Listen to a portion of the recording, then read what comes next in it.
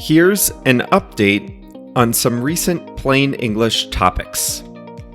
Hi there, I'm Jeff, and this is Plain English lesson number 518 for Monday, November 7th, 2022. This is a great place to upgrade your English with current events and trending topics. And twice a year, I like to take a look back at some recent topics, and that's what we'll do today. We have updates on BTS, monkeypox, the South African nightclub tragedy, the asteroid crash, and more. In the second half of the lesson, I'll show you what it means to distance yourself from someone or something, and we have a quote of the week. This is lesson number 518, so that means JR, the producer, has uploaded today's full content to plainenglish.com/518. Ready? Let's get started.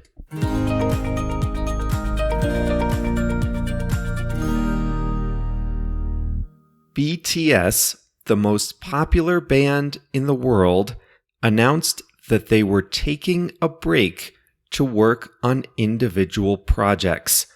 You learned about that in lesson 484.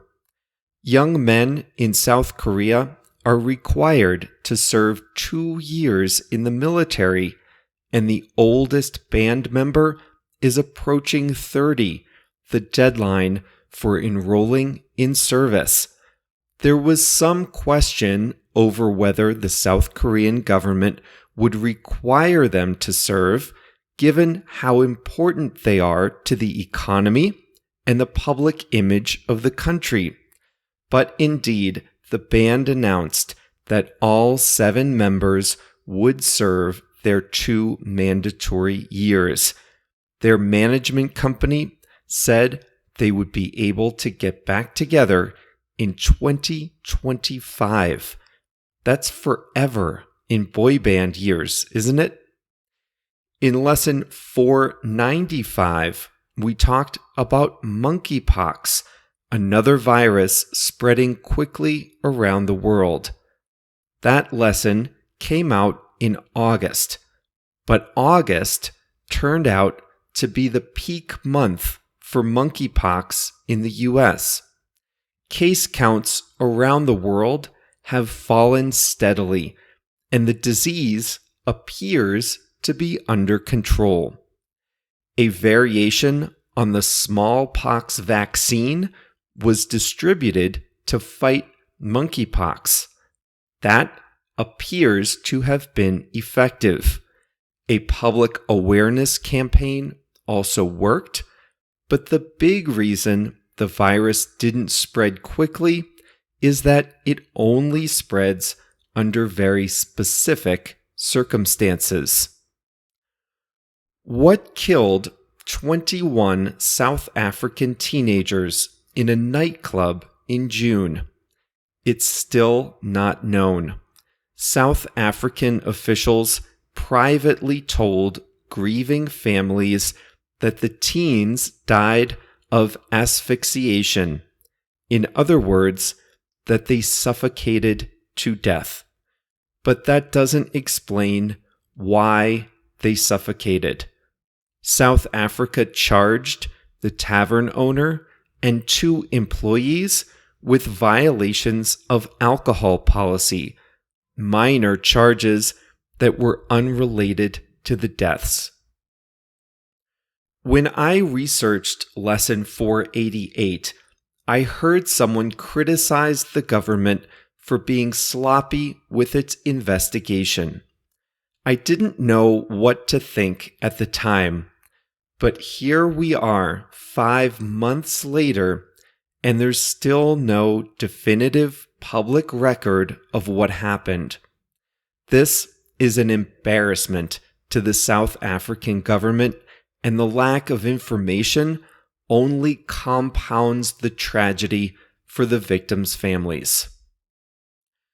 Well, the asteroid crash worked. Just a few weeks ago, In lesson 515, you learned that NASA crashed a rocket into an asteroid, hoping to change the asteroid's orbit around another larger asteroid. If an asteroid is on a collision course with the Earth, it would be nice to knock it off course so that it misses us. But that had never been done before until now. As you heard in lesson 515, NASA successfully crashed a device into the asteroid.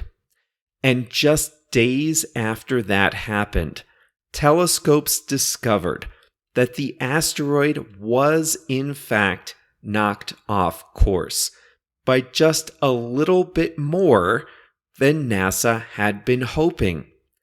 This was the first time humans have altered the arrangement of celestial bodies.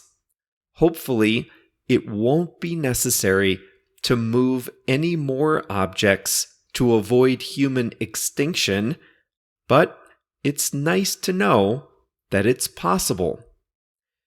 In lesson 513, you heard that the world's #1 chess player, Magnus Carlsen, accused a 19-year-old American chess grandmaster of cheating in a prestigious tournament. But now Hans Niemann is on the counterattack. He sued Magnus Carlsen for $100 million, accusing the Norwegian of destroying his reputation and career.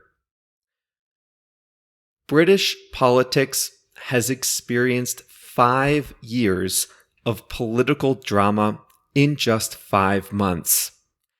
In lesson 489, you heard that Boris Johnson would resign as Prime Minister after a series of scandals.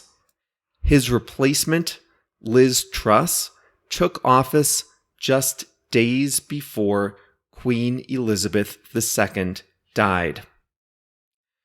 In her first major political act, she released a draft budget that panicked financial markets. The budget included tax and spending increases that would have further stoked inflation. Truss's credibility evaporated on the day she released the budget. The British pound plummeted in value, and members of her own party ducked for cover, distancing themselves from her. It was only her 17th day in office. The Economist, a British weekly news magazine, said that if you take away the 10 days of public mourning for the Queen, Truss lost all her political influence after only 7 days in power. That, they said, was the expected life of a head of lettuce, not a prime minister. That image was all the British press needed to well and truly bury Liz Truss. The Daily Star newspaper put a blonde wig on a head of lettuce and set up a live YouTube stream of the lettuce, asking which would have to be tossed out first, the head of lettuce or the prime minister. The lettuce won. Liz Truss announced her resignation on October 20th. She lasted a total of 48 days, the shortest tenure by far of any prime minister in Britain's 300 years as a parliamentary democracy. Truss's replacement, Rishi Sunak, took office on October 25th.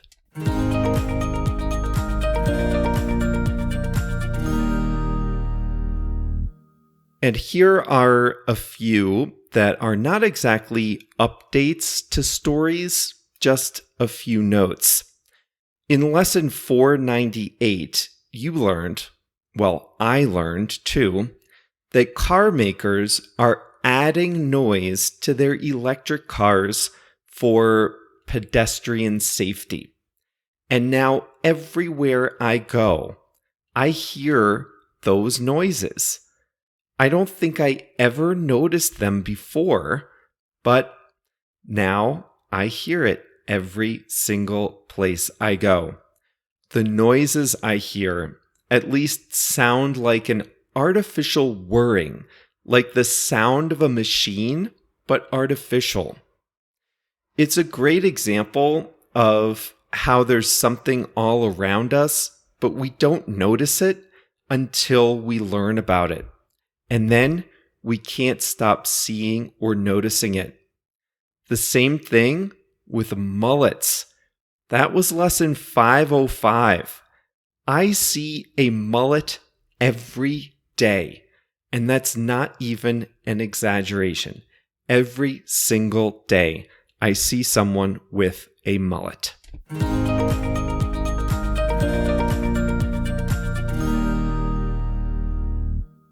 Today's expression is to distance yourself from something or someone. Normally, when we use the word distance, it's a noun. The distance from my house to my office is 6 miles. That's a noun, and it's very physical. You can measure distance. 6 miles, 6 meters, 16 kilometers. Well, the way I used it today is a little different. First of all, it's a verb. It's an action. And second of all, it's not physical at all. It's more verbal or metaphorical. If you distance yourself from something, you communicate that you're not involved with something. You don't want to be associated with something or someone. You can distance yourself from a person if you don't want to be associated with that person. You can distance yourself from an idea if you don't want to be associated with that idea, if you don't want people to think that that idea is yours. This happens in politics all the time. When a leader is popular, that leader has a lot of friends.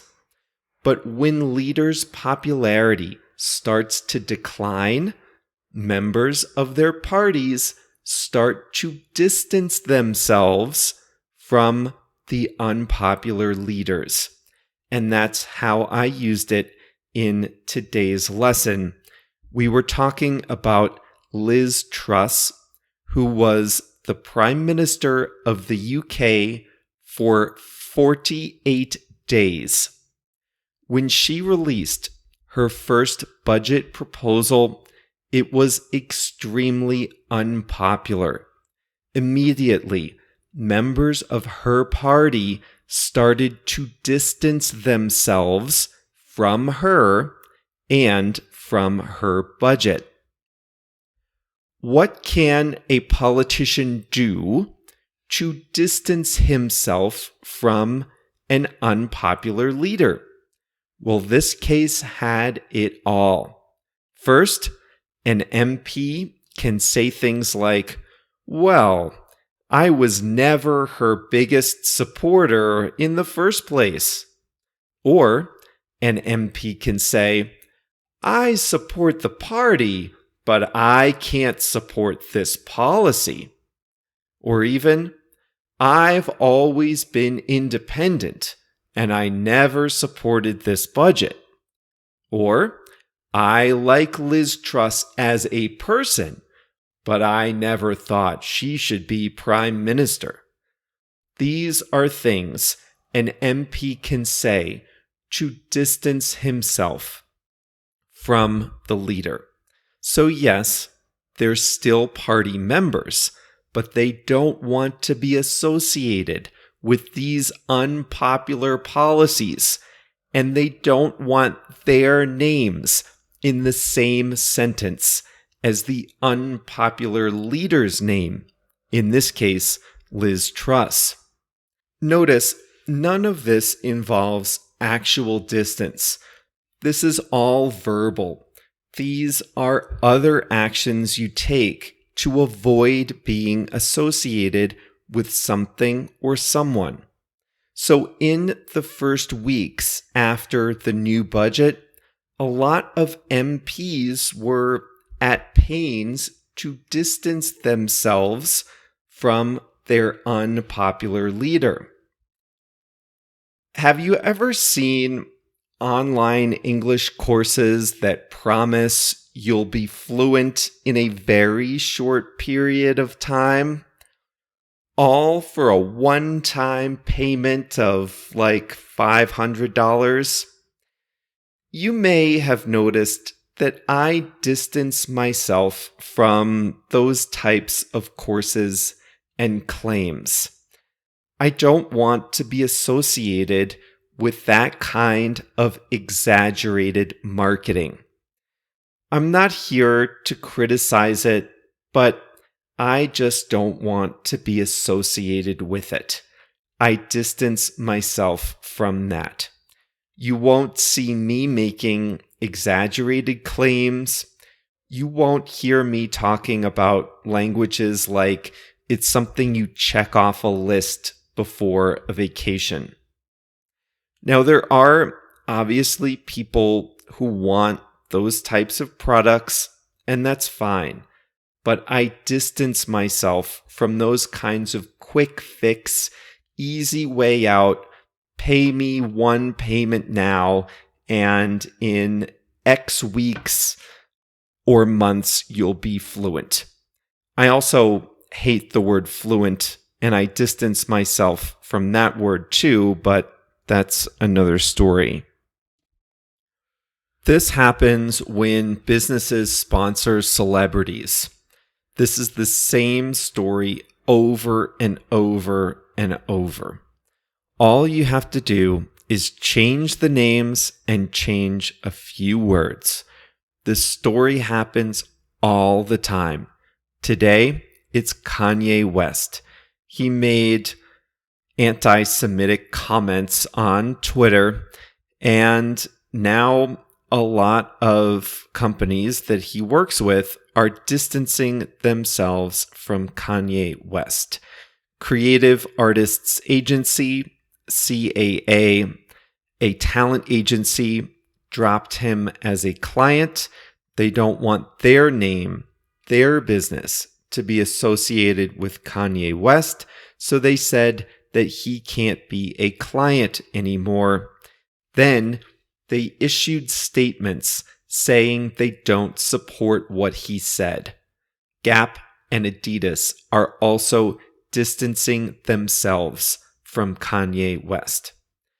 This is just the same as in politics. When a celebrity is popular, the brands all want their names associated with that celebrity. When the celebrity says something offensive, gets arrested, is involved in a messy divorce, or whatever, then those brands distance themselves from the misbehaving celebrity. All of a sudden, it's not quite as much fun to be associated with that person, so they distance themselves.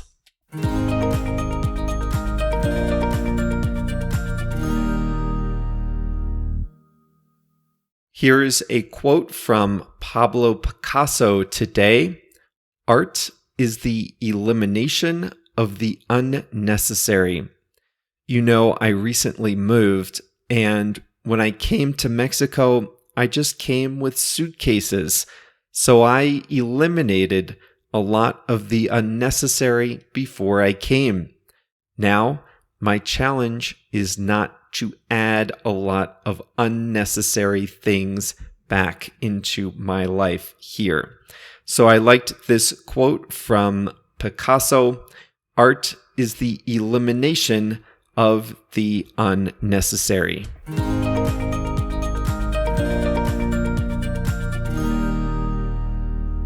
And that brings us to the end of today's Plain English. On Thursday's lesson, we'll take a break from the hard issues of the day, and we'll have a little fun with vocabulary and how in different parts of the United States, we call things by different names. It's fun. I think you'll like it. So that's on Thursday. Remember, today's lesson is plainenglish.com/518. And in the transcript, I have links to all the original lessons that we talked about today. So if you want to go back and listen to the asteroid story or the South Africa story again, just find the links in today's transcript at plainenglish.com/518. See you on Thursday.